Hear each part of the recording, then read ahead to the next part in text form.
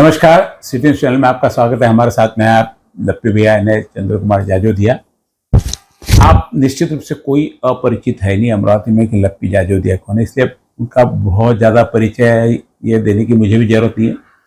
चेहरे से, नाम से, हालांकि दोनों नाम काफ़ी एक समान है, मेरा चंदू सुजेतिया और चंद्र कुमार जाजोदिया। कई बार हमारे एक दूसरे के नाम का कन्फ्यूजन भी हो गया है, तो आना जाना लगा रहा।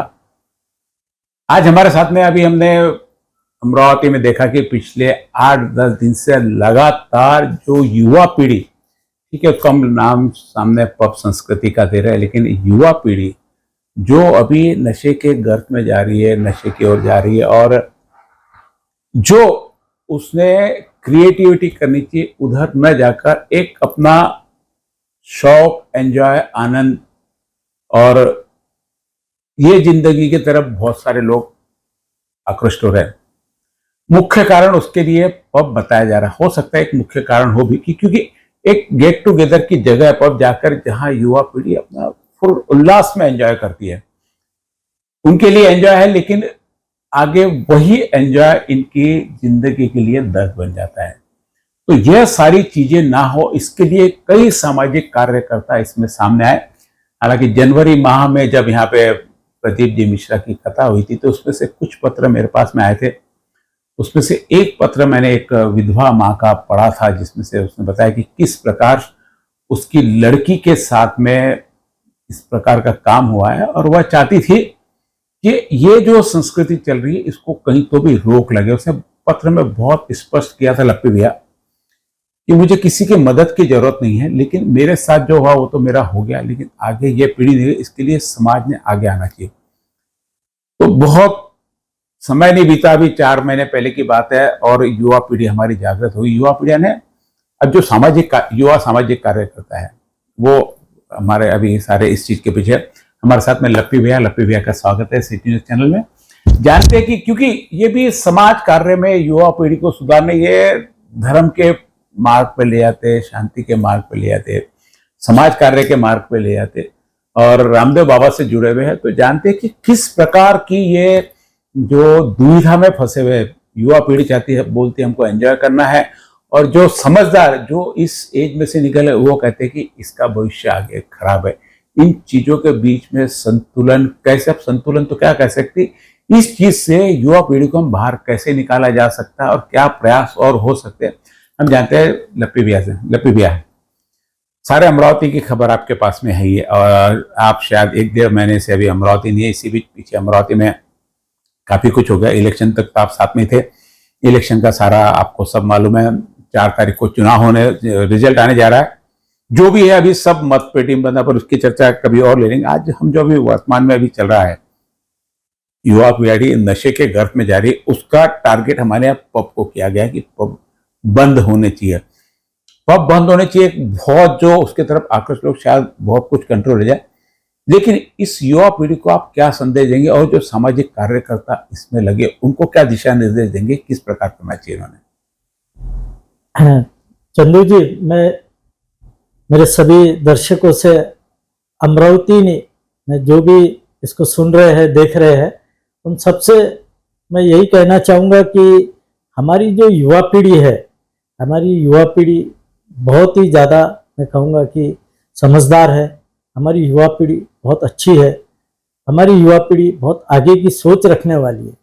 मैं यह नहीं कहूँगा कि हम जो जूने लोग हैं वो पुराने विचार के, लेकिन विज्ञान ने जो तरक्की की है, आज हम जहाँ पर है कि हमारे एक मोबाइल में पूरे दुनिया की जानकारी है। एक समय पे जो जानकारी हमको 10 साल में नहीं मिलती थी, आज एक मोबाइल में हमको यह जानकारी 1 घंटे में मिल सकती है। तो विज्ञान की इस तरक्की में कहीं ना कहीं हम लोग थोड़े से स्वार्थी हो गए हैं, थोड़े से दिशाहीन हो गए हैं, थोड़े से हम अपने आप को भूल गए। मैं विशेष करके कहना चाहूँगा हमारे सभी व्यापारी मित्रों से, सभी माता पिता से, कि हम सब जीवन में धन दौलत, अच्छा जीवन, खाना पीना, अच्छा मकान बनाना, अच्छी गाड़ी खरीदना, हम ये सब इसके अंदर लगे हुए हैं। लेकिन हम लोग अच्छा बंगला बनाना, अच्छा इंटीरियर करना, अच्छे से खाना, लेकिन हमारे बच्चे जो है, हम हमारे बच्चों को अच्छी शिक्षा दे रहे हैं, अच्छा एजुकेशन दे रहे हैं, उनको बाहर पढ़ने भेज रहे हैं, चूंकि अमरावती में यहाँ पर विद्यापीठ है, उस वजह से यह शैक्षणिक नगरी है। वैसे ही महाराष्ट्र में पूना भी एक शैक्षणिक हब है कि जहाँ पर शिक्षा के लिए हजारों युवक युवतियाँ आती है। लोग माँ बाप अपने जीवन की पूरी पूरी गाड़ी कमाई अपने, जिसे बच्चों का भविष्य बनाने में लगा देते हैं, पूरा उनका भविष्य बनाने के लिए अपने पूरे खून का पानी करते हैं, कर्जा लेते हैं, लोन लेते हैं, पता नहीं चलने देते और बड़े सपने देखते हैं। मैं यही कहना चाहूँगा माँ बाप से कि बच्चों को जरूर भेजे कहीं भी, लेकिन उन पे पूरा वॉच रखे। और युवा पीढ़ी को विशेष करके मैं कहना चाहूँगा कि देखिए पब तो हर जगह खुलेंगे, हर जगह चलेंगे, बहुत सारी दुनिया में प्रलोभन है, सट्टा है, नशा है, अलग अलग प्रकार के व्यसन है, कहीं पे तंबाकू का है, कहीं और भी नशीले दुनिया भर के शौक है। तो आप सबको इन शौक में नहीं जाते हुए हमको अगर अच्छी जिंदगी जीना है सबको, मैं तो यही कहना चाहूँगा विशेष करके हमारे माता पिता से कि अपने बच्चों का वो ध्यान रखे।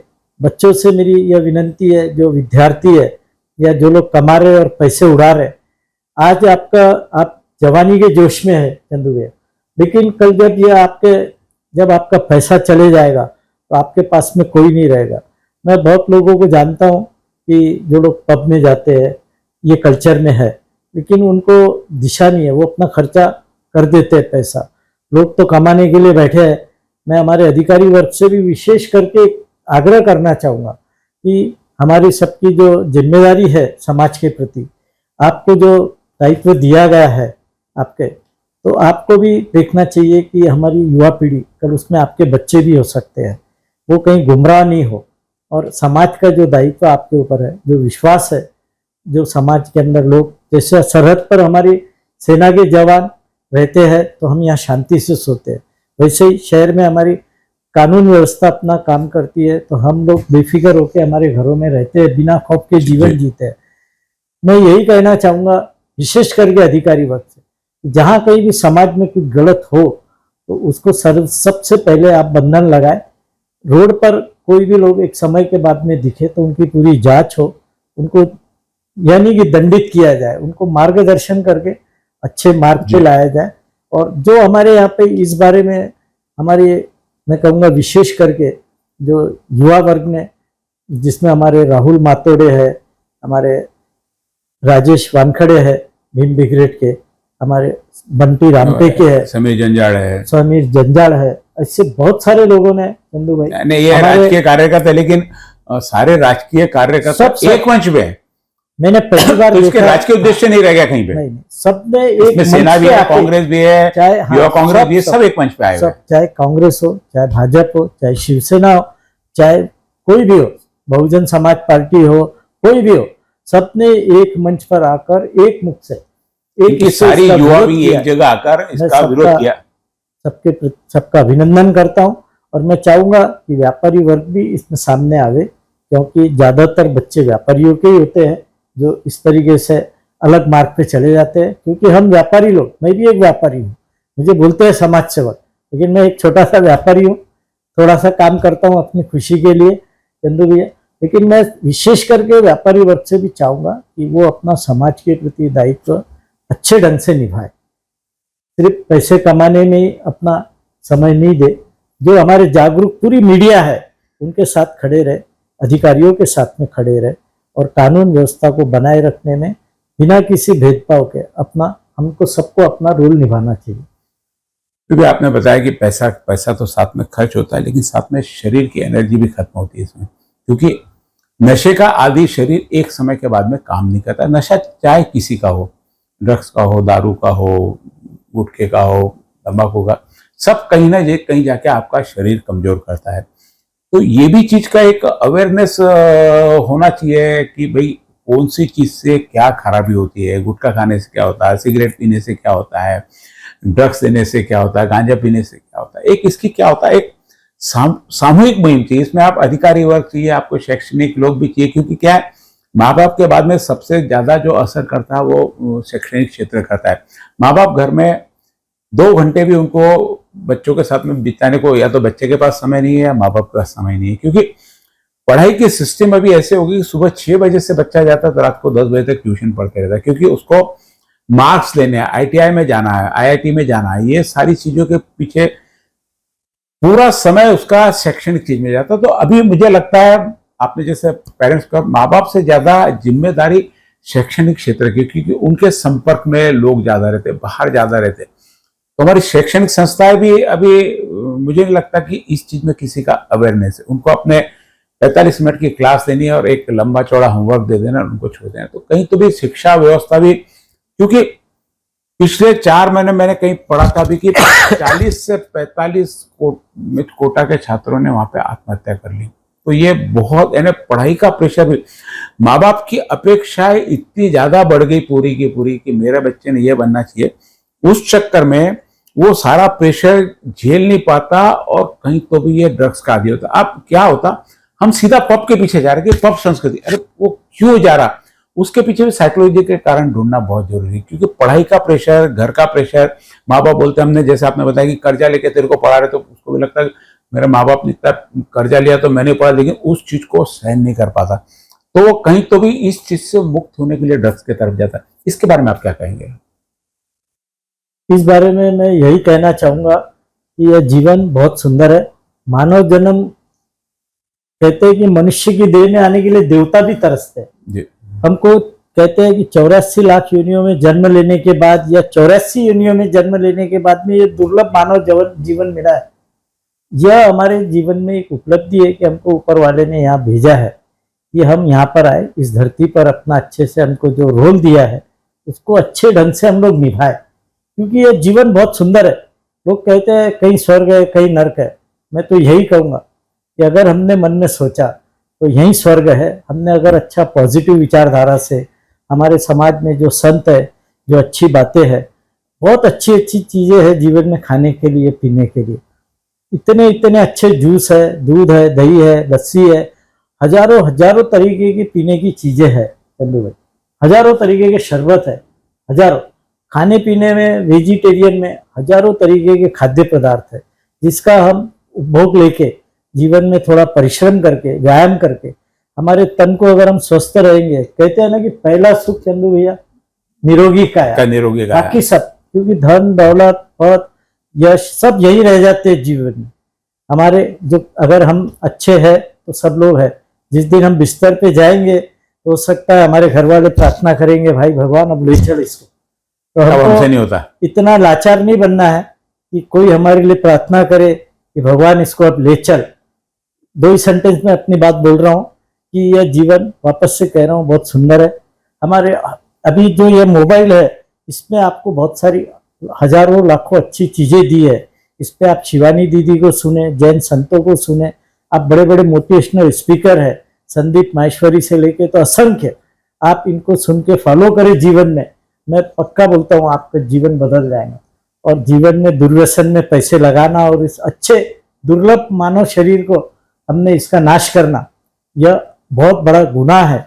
ऐसे गुनाह से हमको बचना चाहिए। और मैं माता पिता से भी निवेदन करूंगा कि आप अपने बच्चों पे जरूर से वॉच करें। बच्चे भोले होते हैं, अज्ञानी होते हैं, चाहे कितने ही पढ़ ले लिख ले। और मैं विशेष करके हमारे जो शिक्षक है, एजुकेशन संस्थाएं हैं, उनसे भी एक निवेदन करना चाहूँगा कि वो अपने स्टूडेंट पे थोड़ा वॉच रखें कि वो हमारे बच्चे का बिहेवियर कैसा है, उसका कहीं कोई बिहेवियर चेंज तो नहीं हो रहा है, वो कहीं गलत मार्ग पे तो नहीं जा रहा है। और मैं सभी मित्रों से, क्योंकि हर एक के जीवन में कोई ना कोई मित्र होते हैं, बिना मित्रता के मैं नहीं समझता हूँ कि कोई जीवन किसी का चल सकता है। किसी का एक मित्र होता है अच्छा, किसी के 2, बाकी तो 3-4 हुए तो वो मैं नहीं समझता कि अच्छे मित्र है, वो फिर आपके काम पूरते मित्र है। मैं सभी मित्रों से निवेदन करूंगा कि आप अपने मित्रों पर नजर रखें। अगर कोई गलत राह पे जा रहा है तो उसको गलत राह पे, गलत व्यसन से उसको बचाए, उससे वो खुद ही बचेंगे। क्योंकि जीवन में मित्रता से बड़ा कोई रिश्ता नहीं है। माँ बाप तो जिन धरती के भगवान है हमारे, देखिए उनके बाद में हम भगवान को बोलेंगे, माँ बाप को, लेकिन मित्रों का पहला है। क्योंकि मित्रों के संगत में हम कहते हैं ना, जैसी संगत वैसी रंगत। तो हमारे को जैसा चित्र वैसा चरित्र बोलते हैं। तो मैं सब मित्रों से, हर एक से मेरा निवेदन है कि अपने मित्रों के तरफ ध्यान दे, कोई गलत मार्ग पे नहीं जाए। जिंदगी, वापस से बोल रहा हूँ, बहुत सुंदर है चंदू भाई। और हम सब एक अच्छे जीवन की कामना के साथ आज की इस और ये बहुत अच्छे ढंग से कि यदि बच्चा पढ़ाई के प्रेशर में आता है, क्योंकि क्या है, हम कोई भी चीज जब करते रहते हैं तो एक उसमें थकान निर्माण होती है। मशीन को भी हम हफ्ते में एक दिन आराम देते हैं, जब हम जॉब पे जाते हैं तो हमको एक दिन की छुट्टी मिलती है। वो एक दिन की छुट्टी इसलिए मिलती है, बाकी सब चीजों से मुक्त होकर आप आपका दिमाग उस समय रेस्ट करते। तो पढ़ाई के समय पे भी जब आपको पढ़ाई का 8 घंटे, 12 घंटे, 16 घंटे पढ़ाई का प्रेशर आता है, तो दिमाग को कहीं ना कहीं रेस्ट करके, जो अभी बताया कि मित्र हो गए, परिवार हो गया, ये हो गया, इसमें अपना ध्यान कन्वर्ट करके हमारे दिमाग को हम रेस्ट दिए, थोड़ा सा मेडिटेशन करें, ताकि एक, क्योंकि हर चीज को आराम जरूर। आप क्या करते हो कि कंटिन्यू उसी में लगे, क्योंकि प्रेशर रहता है माँ बाप के, अभी तेरे को मार्क्स देने, मार्क्स देने, मार्क्स देने हैं। मार्क्स देने में जो उसका रेस्ट का समय रहता, वो भी वही कहता। आप कोशिश करिए एक बार कि आप लगातार चलते जा रहे 10 घंटे चलते जा रहे, उसके बाद में आपकी स्पीड कम हो तो भी आप चलते जा रहे, तो और स्पीड कम हो, तो एक समय ऐसा आता है कि आप थक के बैठ जाते। वही आपने यदि 4 घंटे चलने के बाद में यदि आधे घंटे का ब्रेक आप ले लेते, एक रेस्ट कर लेते, तो उस बात के वापस 4 घंटे आपको एनर्जी मिल जाती, फिर आधे घंटा लेके फिर आपको एनर्जी मिल जाती। ऐसे आप 12 घंटे लगातार चल सकते हो, और ये चलने में आप 6 घंटे में थक जाएंगे। तो दिमाग को रेस्ट जरूरी है। उस रेस्ट के लिए ड्रग्स ये सॉल्यूशन नहीं है, पब ये सॉल्यूशन नहीं है, एंजॉय ये सॉल्यूशन। ये टेम्पररी आपको क्षणिक रूप से शांति देंगे, लेकिन लॉन्ग टर्म में जो आपको शांति चाहिए, मेडिटेशन के माध्यम से, दोस्तों के साथ में समय बिता के, परिवार के समय साथ में बिताए। परिवार और से भी निवेदन है कि जब वो आपके साथ में समय बिताना चाहता है तो उसको आप वो समय दीजिए, क्योंकि वो अपने दिमाग को फ्री करना है। यदि आप उस समय भी उसको कहेंगे जाके कमरे में पढ़ाई कर, तो निश्चित रूप से वो ड्रग के तरफ जाने की कोशिश करेगा, नहीं पब में जाएगा, घर में बैठ के लेकर। इन चीजों से बचने के लिए परिवार में पेरेंट्स को और दोस्तों को और शिक्षा संस्था तीनों को बहुत ज्यादा इसमें आपस में सामंजस्य रखना है कि इसको हर 4 घंटे के बाद में उसको रेस्ट चाहिए दिमाग को। यदि ये रेस्ट दिमाग को, शरीर को मिले, तो निश्चित रूप से आपको ड्रग्स की तरफ नहीं जाना पड़ेगा। और ड्रग्स के लिए जो आंदोलन कर रहे हैं, निश्चित रूप से बहुत अच्छा कदम है, लेकिन इसके पीछे के कारण कि युवा वर्ग वहां पे क्यों जा रहा, इसके लिए रिसर्च बहुत जरूरी है, और उस कारणों को यदि दूर करे तो कोई पब की ओर आक्रोश भी नहीं होगा, ऐसा मुझे लगता है।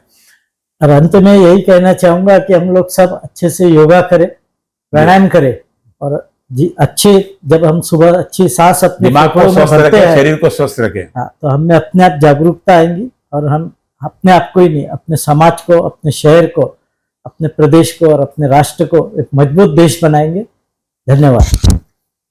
धन्यवाद लप्पी भैया, आपने महत्वपूर्ण जानकारी हमारे दर्शकों को। निश्चित रूप से यदि कुछ भी प्रेरणा मिलती है तो आप उसे फॉलो कीजिए, और ड्रग्स से बचिए, पब से बचिए, यही हम आपसे विनती कर सकते हैं। धन्यवाद।